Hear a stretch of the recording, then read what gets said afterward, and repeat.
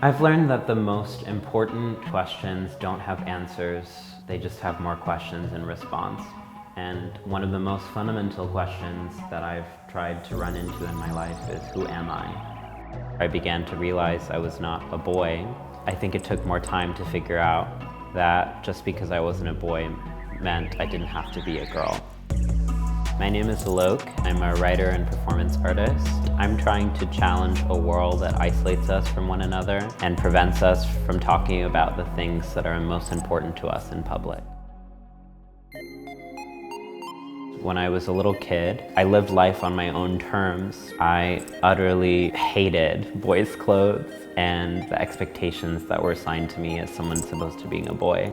I was taught that so many parts of myself were incompatible, that I wasn't allowed to be free, and that was called masculinity.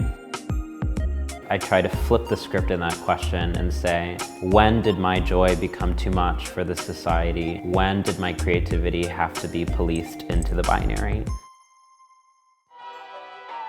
I'm actually fighting for a world where all people are able to self-determine their gender. What I want to challenge the gender binary, not man and woman. I want man and woman to be two of millions. I want man and woman to be able to exist without having to be in tension or in opposition. I want people to be able to say I'm a woman, and for that not necessarily to mean and therefore I'm not masculine and I'm not a man. I want people to be able to say I'm a man, and for that not to mean therefore I'm not a woman or not feminine. You contain multitudes. And I think that what we should be doing is just surrendering to the complexity of ourselves and other people.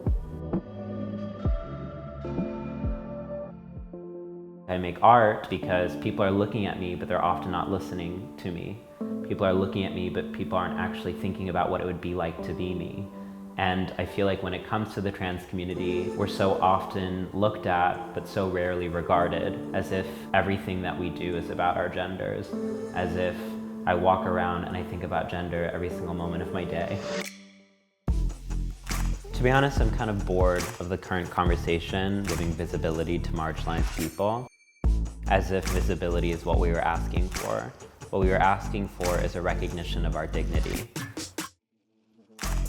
Visibility takes this kind of dangerous currency in our community. People require us to be visible, otherwise they misgender us. But then when we are visible, we get attacked and there's no resources for us. What I want is more ambitious and more complete than visibility.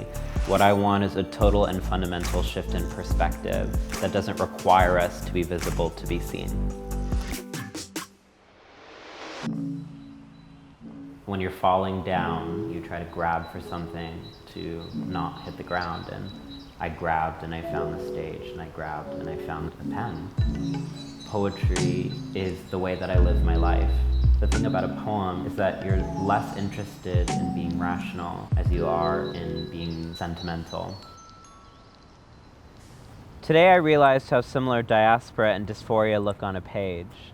We've always been made to feel foreign in our own bodies, a guest overstaying welcome, a resident of a place we are constantly reminded we don't belong to.